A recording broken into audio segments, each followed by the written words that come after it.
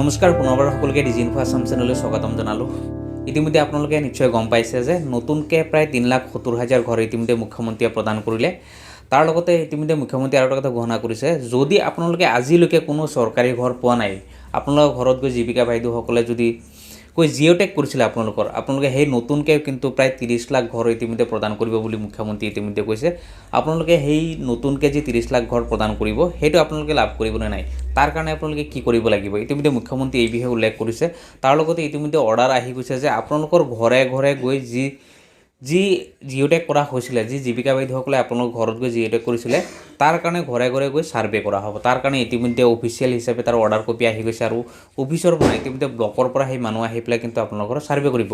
গতিকে সেই ছাৰ্ভে কেনেদৰে কৰিব, কি কৰিব, আপোনালোকে কেতিয়া সেই ঘৰ লাভ কৰিব, আপোনালোকক সম্পূৰ্ণ ডিটেইলছ আপোনালোকক জনাম। তাৰ লগতে মুখ্যমন্ত্ৰীয়ে কি ঘোষণা কৰিলে সেইটো আপোনালোকক শুনাম আজি আপোনালোকক এই ভিডিঅ'ৰ জৰিয়তে। গতিকে আপোনালোকে এটা ৰিকুৱেষ্ট থাকিল, আপোনালোকে যদি নতুনকৈ চাই আছে তেতিয়াহ'লে চেনেলটো ছাবস্ক্ৰাইব কৰি ভিডিঅ'টো লাইক আৰু এটা শ্বেয়াৰ কৰি দিব। ইতিমধ্যে চাওক, মুখ্যমন্ত্ৰীয়ে এটা কথা ঘোষণা কৰিছিলে যে যিসকলে ইতিমধ্যে ঘৰ পোৱা নাছিলে তেওঁলোকক সৰ্বমুঠ প্ৰায় 3,70,000 মানুহক একেলগতে টকা প্ৰদান কৰিছে। সেই টকা আপোনালোকৰ এতিয়ালৈকে যদি একাউণ্টত সোমোৱা নাই, আপোনালোকে 2-4 দিনৰ ভিতৰতে বা সপ্তাহ 10 দিনৰ ভিতৰতে কিন্তু আপোনালোকে সেই টকা লাভ কৰিব। আৰু সেইটো আপোনালোকে কেনেদৰে চেক কৰিব, কি কৰিব লাগিব, মই আগৰ ভিডিঅ'ত মই আপোনালোকক দেখুৱাইছোঁ। আপোনালোকে আগৰ ভিডিঅ'টো আপোনালোকে চাই ল'ব, প্লে'লিষ্টত গৈ তাত সম্পূৰ্ণ ডিটেইলছ আপোনালোকক দিয়া হৈ আছে। কিন্তু যদি আপোনালোকে কোনো চৰকাৰী ঘৰ আজিলৈকে পোৱাই নাছিলে, তাৰ কাৰণে কিন্তু আকৌ জিঅ'টেক কৰা হৈছিলে। জীৱিকা বাইদেউসকলে আপোনালোকৰ ঘৰে ঘৰে গৈ কিন্তু জিঅ'টেক কৰিছিলে বা অফিচিয়েলৰ পৰা মানুহ আহিছিলে, যি ব্লক হওক বা পঞ্চায়তৰ পৰা মানুহ আহি পেলাই কিন্তু যিটো জিঅ'টেক কৰিছিলে, সেই জিঅ'টেকৰ ঘৰ ইতিমধ্যে প্ৰদান কৰিব।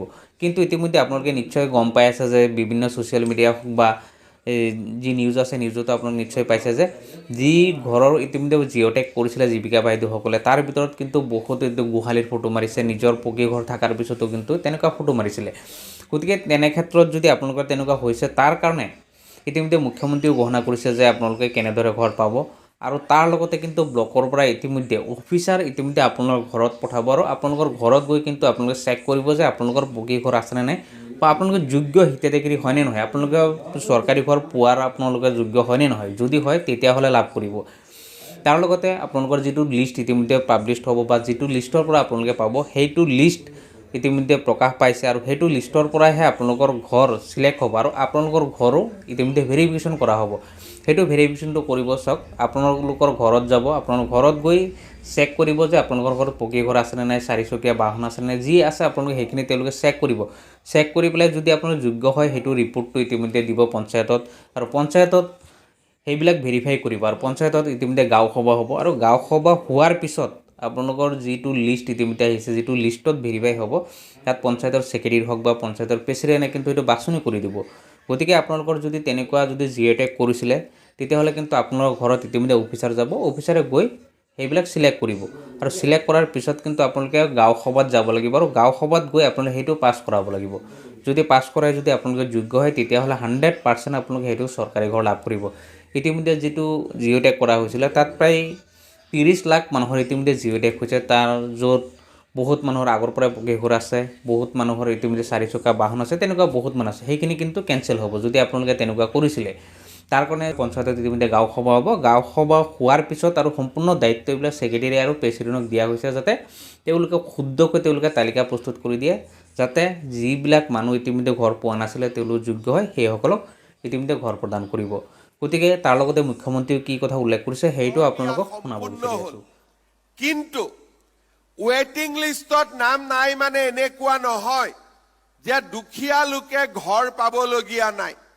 কাৰণ প্ৰথমতে যেতিয়া আমি ঘৰৰ জিঅ'টেকিং কৰিছিলোঁ, বহুতো দুখীয়া লোক এই জিঅ'টেকিঙৰ পৰা বাদ পৰি গৈছিলে। যেতিয়া নৰেন্দ্ৰ মোদী ডাঙৰীয়া তৃতীয়বাৰৰ বাবে দেশৰ প্ৰধানমন্ত্ৰী হ'ল, তেখেতক আমি লগ পাওঁতে কৈছিলোঁ যে প্ৰধানমন্ত্ৰী ডাঙৰীয়া, আৰু কেইলাখমান লোকক ঘৰ দিলেই আমাৰ ৱেটিং লিষ্ট শেষ হ'ব। কিন্তু এতিয়াও বহুত গাঁৱৰ মানুহে প্ৰধানমন্ত্ৰী আৱাস যোজনাৰ ঘৰ পোৱা নাই।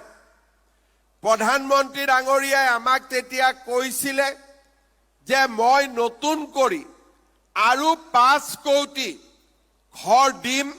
গতিকে অসমত তোমালোকে জিঅ' টেগিং আৰম্ভ কৰা।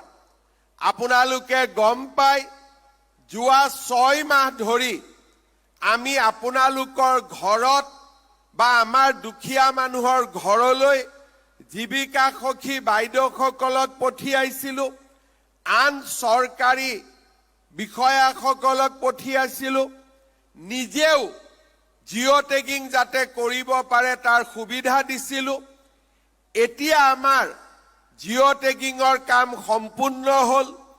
খুব সোনকালে গাঁও সভা পাতি আমি নতুন হিতাধিকাৰীৰ তালিকা নিৰ্বাচন কৰিম আৰু মই ভাবোঁ যে নতুন জিঅ' টেগিঙৰ পৰাও আমি ঘৰ নোপোৱা সকলো মানুহকে আমি ঘৰ দিবৰ কাৰণে সফল হ'ম। মই আজিও অফিচাৰসকলক ৰাতিপুৱা সুধিছিলোঁ যে আমাৰ জিঅ' টেগিং হ'ল নে নাই। কিমান জিঅ' টেগিং হ'ল এতিয়ালৈকে কল্যাণ? মোক কল্যাণ চক্ৰৱৰ্তী ডাঙৰীয়াই ক'লে যে নতুনকৈ অসমত আৰু 30 লাখ মানুহে জিঅ' টেগিং কৰিছে।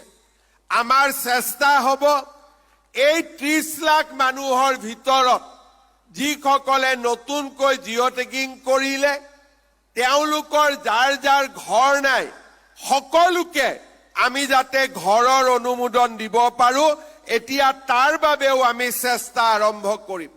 তাৰ মানে আমাৰ লক্ষ্য হ'ব যে অসমত যিমান মানুহৰ ঘৰ নাই বা কেঁচা ঘৰ আছে সকলোকে প্ৰধানমন্ত্ৰী আৱাস যোজনাৰ ঘৰ প্ৰদান কৰা। সেইবাবে কোনোবাই ভাবিব পাৰে যে আজিতো 3 লাখ ঘৰ দিলে, আমিও জিঅ' টেগিং কৰিছিলোঁ, আমাৰ কি হ'ব? এইখিনি হ'ল পুৰণা লিষ্ট। আজি আমি শেষ কৰিলোঁ। ইয়াৰ পিছত আমি নতুনকৈ যি ঘৰ দিম সেয়া হৈছে নতুনকৈ জিঅ' টেগিঙৰ পৰা আমি নতুনকৈ ঘৰ দিম। সেই প্ৰক্ৰিয়াও এতিয়া আমি আৰম্ভ